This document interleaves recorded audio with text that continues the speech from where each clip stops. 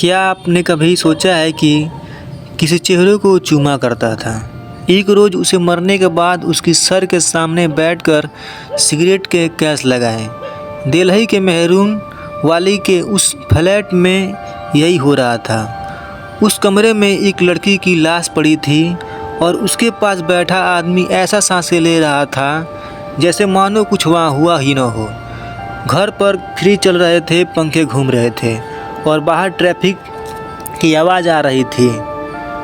बाद में फ्रिज में उसकी लड़की को टुकड़े टुकड़े काट कर रख दिया, लेकिन हत्यारा उसी घर में रहा करता था।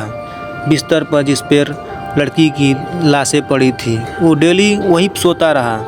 18 दिनों तक लगातार एक काफिला चलता रहा।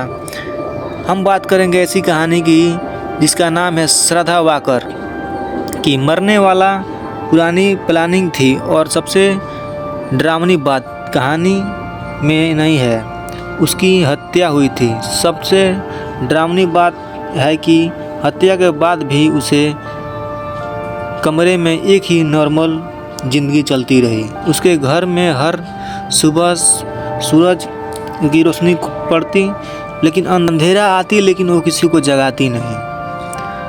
अब बात करेंगे इस कहानी की असली मोड़ पर। श्रद्धा और आफ्ताब का मिलना एक डेटिंग ऐप पर हुआ था। बॉम्बे दोनों मुंबई के कॉल सेंटर में काम करते थे। दोस्तों यानी प्यार हुआ और फिर डिसीजन एक साथ रहने का।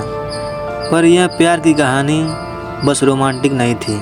श्रद्धा ने कुछ पुलिस के में लेटर लिखा। उसको पहले से ही पता था कि अब आफ्ताब उसके मार डालेगा और उसी डर के वजह से उसे मार देगा, और कई टुकड़े में काटा और फिर उसको फ्रिज में रख दिया।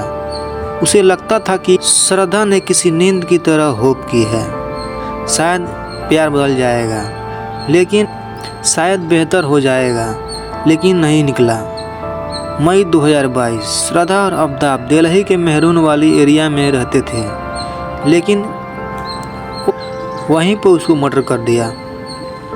आफ्ताब ने पुलिस के सामने कन्फेशन से कहा कि मैं श्रद्धा को अपने ही हाथों से उसकी सांसें रोक दी और उसके बाद उसको कई टुकड़ों में काटा, क्योंकि आफ्ताब ने श्रद्धा का बदन टुकड़ों में बांटा दिया था, 35 टुकड़े, और फिर उनको टुकड़ों को 300 लीटर फ्रिज में रखा।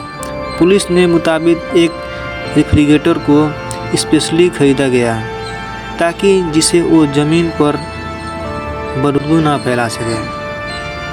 और फिर वो रात 2 बजे रूटीन को जो इंसान सोच में पड़ जाए। आफ्ताब हर रात फ्रिज से एक टुकड़ा निकालता था और धूप से पहले वुडन एरिया में ले जाकर फेंक देता था। इस प्रोसेस ने 3 हफ्ते के लगातार किया। दूसरे दिन फिर बॉडी पार्ट वहाँ से फेंकने का काम, और फिर एक रात और जुगाड़, एक राज, एक फ्रेंड और एक आदमी, और हर रात एक डिसीजन, और उसे ज़िंदगी भर छोड़ना।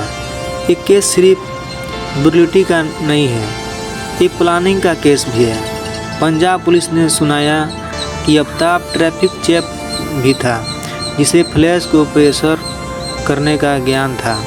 स्किल और कोल्ड कैलकुलेशन एक मिक्स को किसी हनुमान से मॉन्स्टर तक ले जा सकता है। और इस केस ने नया दिखाया कि मॉडर्न टेक्नोलॉजी, लेकिन इंसान सोच कभी उसे भी ज़्यादा ट्रैफिक होता है।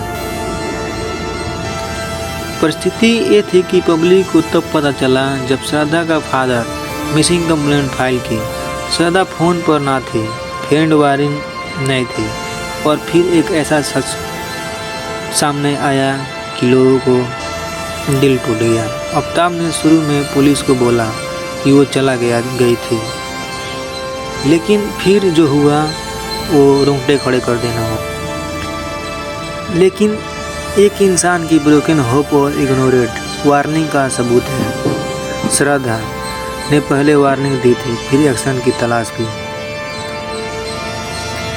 ना सिर्फ एक विक्टिम बल्कि एक इंसान जिसने पहले से वार्निंग दी थी, जिसने अपनी लाइफ की प्रोटेक्शन की खामोशी की थी, पर दुनिया ने शायद उतनी अटेंशन नहीं दी। और उस इंसान का डर, उसका ट्रस्ट और उसका डिफ़िकल्ट चॉइस सब हमारे सामने है। ये सिर्फ क्राइम नहीं है, ये युवा के काल है। ये सच जान को आपको कैसा लगा?